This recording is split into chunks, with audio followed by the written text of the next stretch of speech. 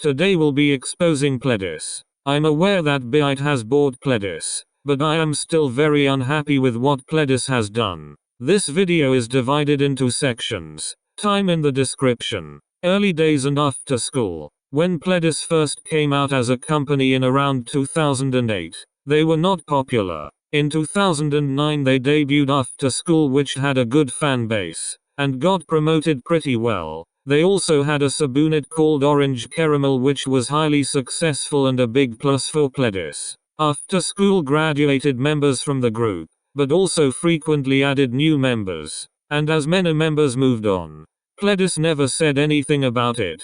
I have always noticed PLEDIS has always been a company that never talks about anything. So why people's favorites were vanishing from the group, no one really knew why. But at the time no one really thought much of it, and now looking back at it, I'm still kinda confused.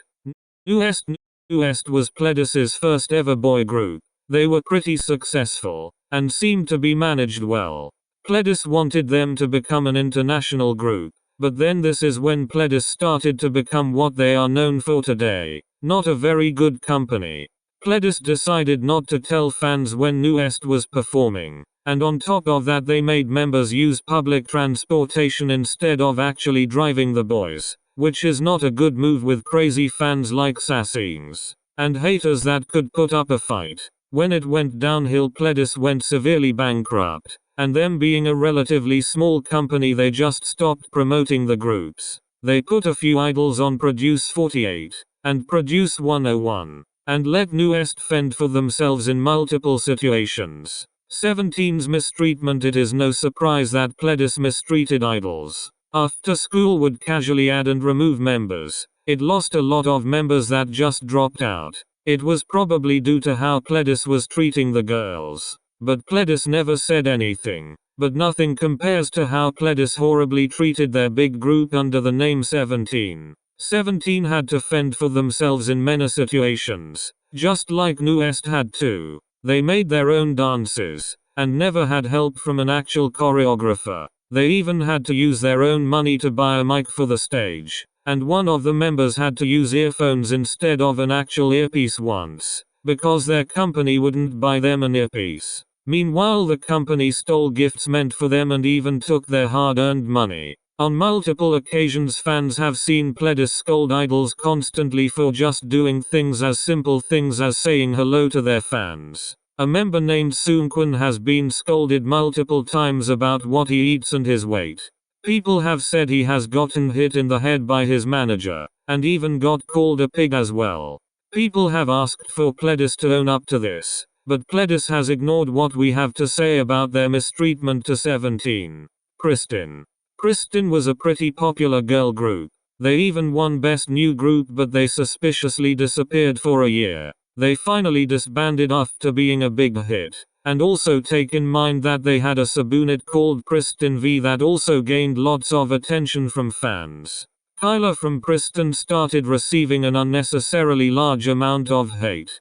PLEDIS has said that they don't make the idols go on diets, which many don't believe as they bash Seungkwan from 17 for his weight. But Kyla from Pristin received a major amount of hate and body shaming about her size. She then went on hiatus. Many believed it was about her unnecessary body shaming she went through, but she said herself that it was because of an injury. Once Pristin had their 1-year anniversary, no one did anything special, which was quite suspicious. After there were no updates from Pristin or Pristin V, they finally announced their disbandment. Fans were sad but almost relieved.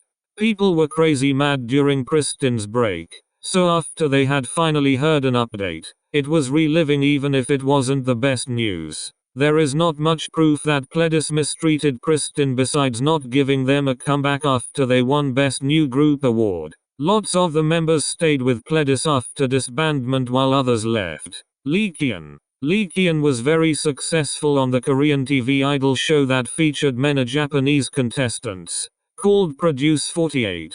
She had many fans and was a favorite among a lot of people. She was also a member of one of PLEDIS's biggest hits, After School. After they didn't give her a comeback, and then waited a little bit more, and still didn't give her a comeback.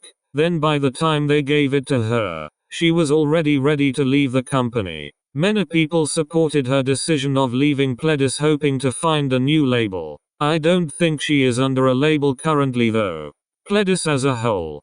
PLEDIS is not a good company at all. The CEO manipulated many idols, and not just the idols but the fans as well. They mistreated their male idols, and discontinued their female ones.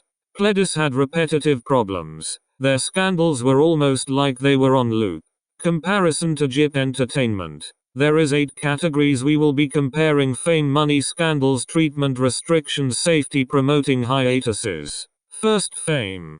PLEDIS groups were successful, but it was generally a small company in the long run. JYP is part of the big 3, and have severely successful groups like Twice, ITZY, and Stray Kids. Second, money. PLEDIS went bankrupt, and barely promoted their idols, so, JYP is the richest out of the big 3, and standing at the second richest K-pop company. Next, scandals.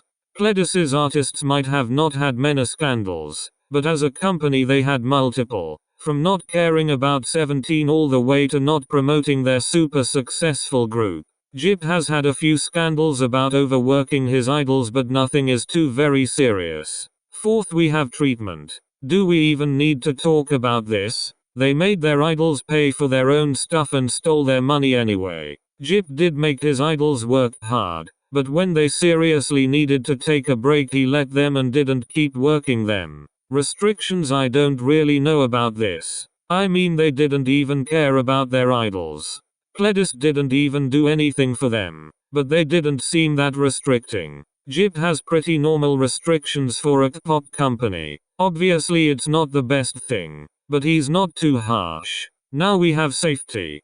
PLEDIS didn't care about their idols. They literally made them use public transportation. To be honest, I don't know much about this, but I don't think JYP is putting Twice on buses and stuff. Second to last, we have promotion.